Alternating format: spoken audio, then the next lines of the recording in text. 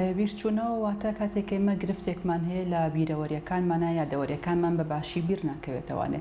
بیرچوونەوە خۆی بە تەنها نەخۆشیەک نییە، بەڵام نیشانەیەکە لە زۆر نەخۆشیە هەیە. بۆ نمونە لە هەندێک حاڵەتە کە ئەکرێت نەخۆشی تەواو نەبێ، بەڵام حاڵەتی فشاری زۆر کاتێک لەژێر فشارێکی زۆرین لەوانەیە مێشکمان بە شێوەیەکی باش کار نەکات و شتمان بیر بچێتەوانێ. کاتێک دووچاری هەنێ نەخۆشی وەکو خەمۆکی و وەکو دڵەڕاوکێ ئەبین یا دەوەریمان بە باشی ئیش ناکات، شتمان یادەوەریەکان باش خەزم نابن لە مێشکمانە و یەکێک لە نیشانەکانمان بیرچوونەوە ئەبێت بۆ ئەو بابەتانەی کە تایین. لە کاتێکی کەیە لەگەڵ تەمەنە بیرچوونەوە ئەکرێ بە شێبێ لە نەخۆشی خەرەفان کە ئەو نەخۆشیەیە کە لە دوای تەمەنێکی دیاریکراوە بە شێوەیەکی گشتی لە دوای 85 ساڵەوە و بە تایبەت لە دوای ببوورە بە شێوەیەکی گشتی لە دوای 65 ساڵەوە و بە شێوەیەکی تایبەتیش لە دوای 80 بۆ 85 ساڵەوە ئەم نەخۆشیە پەرە ئەسێنێت لە ناو خەڵکانی گەورە ساڵان و بە تەمەنەکانە و تووشی بیرچوونەوە ئەبن، پێوترێ حاڵەتی دیمێنشیا یان نەخۆشی خەرەف بە کوردیە بە عەرەبی هەروای پێ ئەوترێ. و زەهایمەر یەکێکە لەو هۆکارانە کە لە سایە 50 بۆ 70 ئەو کەسانی کە تووشی خەرف بوون حاڵەتی زەهایمەریان هەیە. بە شێوەیەکی گشتی ئەبێت لە دوای تەمەنی 60 بۆ 65 ساڵەوە دەست پێ ئەکات ئەم حاڵەتە، بێجگە لەو کەسانی کە نەخۆشی داون سیندرۆمیان هەیە کە پێیانوترێن حاڵەتی مەنغۆلی یان کۆنیشانەکانی داونیان هەیە کە ئەمان لە تەمەنێکی زۆر مناڵترەوە تیانە دەرئەکەوێت لەبەرەوەی کێشان لە کرۆمۆسۆمی 21 هەیە.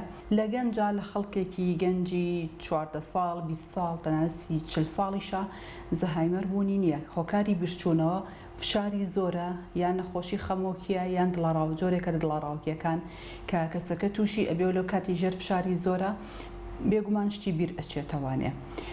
لە خەڵکی بە تەمەناوکو باسمان کرد لە دوای تەمەنی 65 ساڵەوە نەخۆشی خەرەف زیا ئەکات کە نەخۆشی خەرەف هۆکاری زۆرە.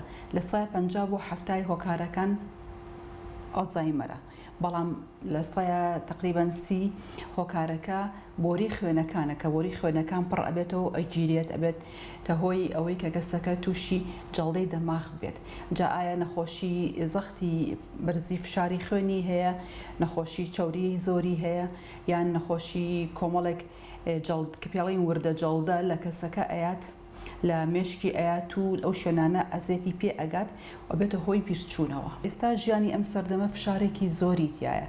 ئێمە لە سەردەمێکی پێشکەوتووە ئەژین کە ئەلکترۆنیات هەیە، کە هاتوچۆیەکی خێرا هەیە، کە تێکەڵاوبوونێکی خێرا هەیە، کە ئیشەکان قورسن، خەڵک بە ئاسانی ئیشی دەست ناکەوێت، ئەرکەکانی سەرشانمان زۆرن کابێ بەجێیان بگەێنین، کەواتە فشار یەکێکە لە هۆکارەکان بۆ بیرچوونەوە. وەکو پێشتریش باسم کرد خەمۆکی و دڵەڕاوکێ ئەو نەخۆشی دوو نەخۆشیە دەرونیان کە یەکێک لە نیشانەکانیان شت بیرچوونەوەیە. واتە ئەگەر من نەخۆشی خەمۆکیم هەبێت یەکێک لە شتەکان کە تیانما ئەبێت سەرەکەم شتم بیر ئەچێتەوانێ. ئەگەر دڵەڕاوکێم هەبێ بە هەمان شێوە. زۆر گەنج کە لە کاتی ئیمتیحانە ئەڵێن شتمان بیر ئەچێتەوە لە کاتی تاقیکردنەوەکانە و شتەکانیان بیر ناکەوێتەوە، هۆکارەکەی دڵەڕاوکەیە. دڵەڕاوکەیەکی زۆریان هەیە، فشارێکی زۆریان لەسەر کۆ بێتەوانێ کەوان لێ ئەکات بابەتەکەی خۆیان مادەکی خۆیان پرسیارەکەی کە چەند جار خوێنوێنێتەوە بیریان ئەچێتەوە بە هەڵە وەڵامی ئێنەوە. زەهایمەر لە سەرەتادا کە دەرئەکەوێ هەندێک شتی تازە بیر ئەچێتەوە. واتە خۆی بیرچوونەوەی زەهایمەر چییە یا بیرچوونەوەی خەرەف چییە؟ کە مێشک بەهۆی ئەوەی کە چەند شوێنێکە عەزێتی بووە توانای خەزنکردنی یادەوەری نوێی نییە.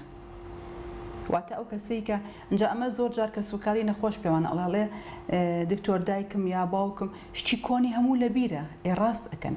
لە زەهایمەرە بە تایبەت لە بیدایەتە کەسەکە شتە تازەکانی بیر ئەچێتەوە، واتە شتی ڕۆژانەی بیر ئەچێتەوە، ئەمڕۆ چی کرد، کەی بینی، چی ڕوویە، ئەمانەی بیر ئەچێتەوە. بەڵام یادەوەریە کۆنەکان کە بە باشی لە مێشکا خەزن بوون ئەمانەی بیرە. بیرێتی لە گەنجی چی کردووە، ئیشی چی بووە، بۆ کوێ چووە، کێی بینیوە، لەگەڵ کێ ژیاوە، ڕووداوەکانی ژیانی بەخۆش و ناخۆشەوە هەمووی لە بیرە.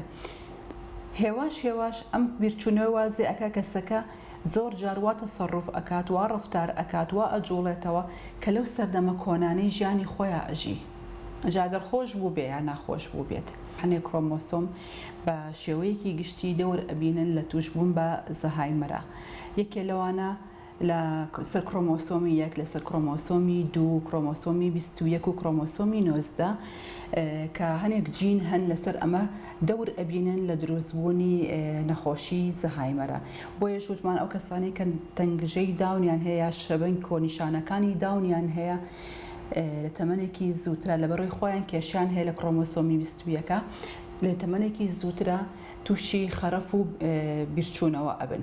ئەمە یەکێکە لە هۆکارەکان. باسی هۆکاری ترمان کرد ئەوەیە کە بۆریەکانی خوێن ئەگیرێت بەهۆی جا ئەو کەسە فشاری خوێنی بەرزۆ بە باشی چارەسەر نەکراوە، ئەو کەسە چاوریەکانی خوێنی زۆرە، نەخۆشی دڵی هەیە، نەخۆشی بەرزی فشاری خوێنی هەیە، لەوانەیە نەخۆشی شەکرەی هەبێ. ئەم نەخۆشیە میتابۆلیکەکان کە هەیە ئەگەر بە باشی کۆنتترۆل نەکرێ ئەبێ بە هۆکارێکی تر بۆ توشبوون بە خەرەف یان نەخۆشی بیرچوونەوە لە خەڵکانی گەورە و بە ساڵاتچوانە.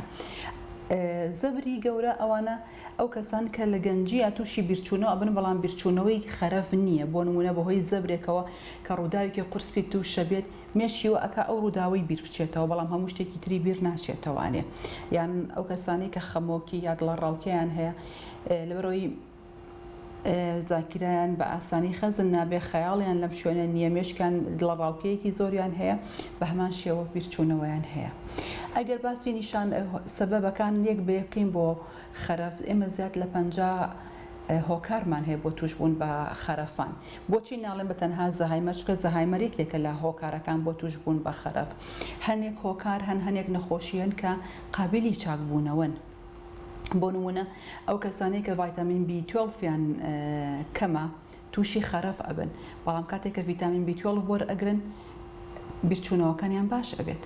لەبەر ئەوەی زەهایمەر نەخۆشیێکی وراسیە وراسە دەور ئەبینێ باسی ڕۆڵی کرۆمۆسۆمەکانمان کرد کەواتە بۆی هەیە مناڵ ئەگەر دایک یا باوک ئەم حاڵەتەیە بە بۆی هەیە مناڵەکانیش ئەشەر نیە هەمویان بەڵام بەشێکیان تووشی زەهایمەر بن لە گەورەبوونیانە. لە ڕووی جێندەریەوە ژنان زۆرتر تووشی نەخۆشی خەرەف و زەهایمەر ئەبن لە چاو پیاوانە. لەوانەیە یەکێک لە هۆکارەکانەوەیە کە بە شێوەیەکی گشتی ژنان تەمەنیان درێژتر لە پیاوان لەبەرەوە زۆرتر لە ژنانە ئەبێنرێ. ئەمە یەکێک لە هۆکارەکان کە بە تەواوەتی نەسەلمێنراوە بەڵام هۆکارێکی جەنەتیک نییە کە ئەمە بکات. ئەگەر باسی دەرئەنجام بکەین بە شێوەیەکی گشتی دەرەنجامی ئەم نەخۆشیە لە پیاوانە خراپترە، لە پیاوانە قورستر ئەڕوا لە چاو ژنانە. بەڵام بە شێوەیەکی گشتی نەخۆشی خەرەف کە زەهایمەرێکێکە لەو نەخۆشیانە لەو هۆکارانە نەخۆشیەکە کە چاکبوونەوەی نییە کە بەردەوام نەخۆشیێکی سەرەولێژە، ینی بەردەوام بەرەو خراپتر بوون ئەچێت. ئێمە چارەسەر بەکارێنین بۆی بە شێوەیەکی کاتی بیوەستێنێت بەڵام ناتوانین ڕێگری لە بەرەو پێشچوونی نەخۆشیەکە بکەین. ئێمە بەداخەوە لە کوردستانە سەنتەرێکی تایبەتمان نییە بۆ مامەڵەکردن لەگەڵ نەخۆشانە ئەوە نەخۆشخانەی دەرونیش خەڵکی ڕاهێنراومان نییە بۆ ئەوەی کە نەخۆشێکی کە تووشی خەرەف وە یان تووشی زەهایمەر بۆ بیهێنن لەوێ داینێن و بەجێ بێڵن لە نەخۆشخانەکە خزمەت کرێ. ئەمانە پێویستیان بە سەنتەرێکی تایبەتە هەتا لە ناو ماڵی خۆیانە بەخێو بکرێن لەگەڵ کەسی نزیک لە خۆیانە بێ باشترە بێگومان. بەڵام ئەگەر خێزان نەیتوانی ئەمە لە وڵاتانی تر سەنتەری تایبەت هەیە و ئەم جۆرە نەخۆشانە کە وەکو ماڵ وایە نەک وەکو نەخۆشخانە و خزمەت ئەکرێن چارەسەریان ئەیرێتێ و پاک و خاوێنی و هەموو بارەکانی تری ژیانیان ڕائگیرێت. لە ڕاستی من هیچ بەحسێک و هیچ شتێکی تایبەتم نەبینێ بۆی کە ژن زیاتر لەم بوارانەیە ئیشەکە و لە ئەو سەردانە کورتانەیە کە لە نەخۆشخانەی وڵاتانی تری ئەوروپی و دەرەوەش بینیومە بە تقریبا لە هەردوو جەندەرەکە خەڵکم بینیوە لە ژنیش و لە پیاویش خەڵکم بینیوە کە کاریان کردووە لە بواری وەکو پزیشک هەمووەکو کارمەندی تەندروستی هەمووەکو ئەو کارمەندانەی تر کە خزمەتی نەخۆش ئەکەن و پاکیانەکەنەوە و لەگەڵیانان لەبەرەوە ئەم جیاوازیە زۆرەمان نەبینیوە نە لە کتێبەکانمانە نە لە سەردانیشا. بەڵام ئەگەر بڵێن بۆچی ژن ئەمە ئەکە لەوانەیە طبیعەتی ژن زیاتر کۆمەڵایەتیە، ژن زیاتر گرنگی پێدانی هەیە، ژن وەکو ئەزانیت مناڵی خۆی بەخێوەکە شیری ئاەتێ گەورەیەکە لەبەرەوە گرنگی ئەگەر کللتوری خۆمان سیرکەی بۆ نونە پیرەکانمان کچەکان زیاتر خزمەتی دایک و باوکی پیرەکەن بەو معنایە ناکە پیاوەکانەکەن پیاوەکانی شێکەکەن بەڵام بە ڕێژەیەکی کەمتر زیاتر ئەمە بووە بە ئەرکی سەرشانی کچان.